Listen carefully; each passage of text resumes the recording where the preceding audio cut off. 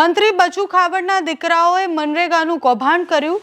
કૌભાંડમાં એક પછી એક નામો સામે આવ્યા અને એક દિવસે ધારાસભ્ય ચૈતર વસાવા બહુ જ બધા કાગળિયા સાથે એક વિડીયો બનાવીને કહે છે કે આ માત્ર ભારતીય જનતા પાર્ટીના મંત્રી કે નેતાઓનું કૌભાંડ નથી, આ કૌભાંડમાં કોંગ્રેસના નેતાઓ પણ શામિલ છે। હીરા જોટવાના નામ સહિત એમની મુરલીધર કંપની છે અને આ કૌભાંડમાં મનરેગાના કૌભાંડમાં એ કંપની બહુ જ બધા પૈસા પડાવી અને વસ્તુઓ નહોતી પહોંચાડી એવા આક્ષેપો કરવામાં આવ્યા હતા। ચૈતર વસાવાએ જ્યારે આક્ષેપ કર્યા એના પછી હીરા જોટવાએ કહ્યું હતું કે હું સૌથી મોટો માનહાનિનો કેસ કરીશ। હવે એ હીરા જોટવાની ધરપકડ કરવામાં આવી છે। વહેલી સવાર પોલીસ ધરપકડ કરીને લઈ ગઈ છે। ભરૂચ પોલીસ તપાસ કરી રહી છે અને પ્રશ્ન એ આવે છે કે મનરેગાનું જે કૌભાંડ થયું હતું એમાં મિલીભગત ભારતીય જનતા પાર્ટી અને કોંગ્રેસના નેતાઓની હતી। આમ આદમી પાર્ટીના નેતાએ આક્ષેપ કર્યા। ચૈતર વસાવાના એ આક્ષેપ પછી એમના ઉપર માનહાનિના કેસની વાત કરવામાં આવી હતી। એ હીરા જોટવા અત્યારે પોલીસની કેદમાં છે। પોલીસ તપાસમાં શું આગળ આવે છે જોવાનું રહ્યું। ચૈતર વસાવા આ વિષય પર શું કહી રહ્યા છે, કેવી તપાસ થવી જોઈએ અને બીજા કયા પુરાવા એમની પાસે છે તે સાંભળો। ચૈતરભાઈ, હીરા જોટવાની ધરપકડ કરી છે પોલીસે અને છેલ્લા કેટલાય સમયથી તમારા કરેલા આક્ષેપો અને બીજા બધા પુરાવા પણ તમે જાહેર કર્યા હતા।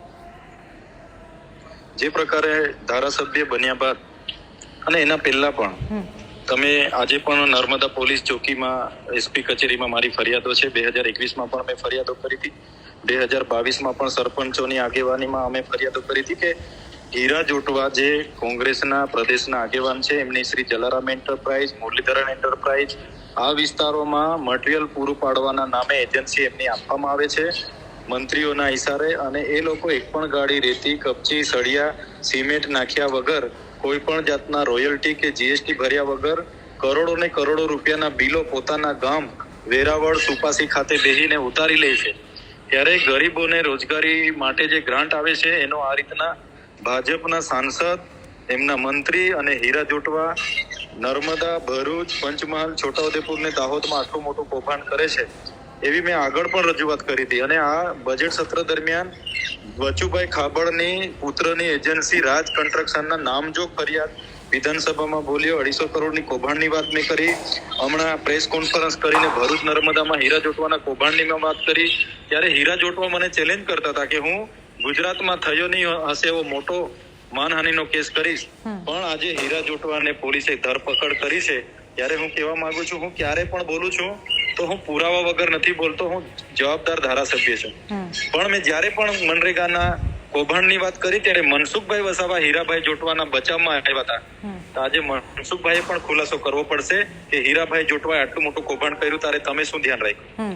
શું અપેક્ષા છે, કેવી રીતના એક્શન લેવા જોઈએ? કારણ કે બચુ ખાબડ અને એમના પુત્રની વાત કરીએ તો બચુ ખાબડ પર હજી એટલા એક્શન નથી લેવાયા, એમના પુત્રોની ધરપકડ ને બધું થયું। બસ લગભગ 5 જિલ્લાઓમાં 2017-18 નાણાકીય વર્ષથી 2023-24 નાણાકીય વર્ષ સુધીની 5 વર્ષની જો તપાસ થાય તો હું ચેલેન્જ સાથે કેમ છું કે પંચમહાલ, દાહોદ, છોટાઉદેપુર, નર્મદા અને ભરૂચમાં હીરા જોટવા અને એમની સાથે ભારતીય જનતા પાર્ટીના કેટલાક નેતાઓ મળીને લગભગ 2500 કરોડનું મનરેગાનું કૌભાંડ થયું છે। એમાં તપાસ થાય તો આ પૈસા એમને અધિકારીઓ નથી આપ્યા, અધિકારીઓને પણ કરોડો રૂપિયા આમાંથી આપવામાં આવ્યા છે, નેતાઓને પણ આપવામાં આવ્યા છે। ત્યારે આમાં ઊંડાણથી તપાસ થાય, એવા તમામ અધિકારીઓ જેનો આમાં રોલ છે એમાં પણ કાર્યવાહી થાય એવી અમે માંગણી કરીએ છીએ। મેં અગાઉ 3-15 પહેલા એસપી કચેરી નર્મદા ખાતે વિગતે ફરિયાદ નોંધાવી છે, હજુ કાર્યવાહી નથી થઈ। એમાં પણ આવનારા દિવસોમાં જો કાર્યવાહી નહીં કરવામાં આવશે તો અમે લોકોને સાથે રાખીને એસપી કચેરીનો પણ ઘેરાવો કરીશું। Okay Chaitarbhai, thank you so much.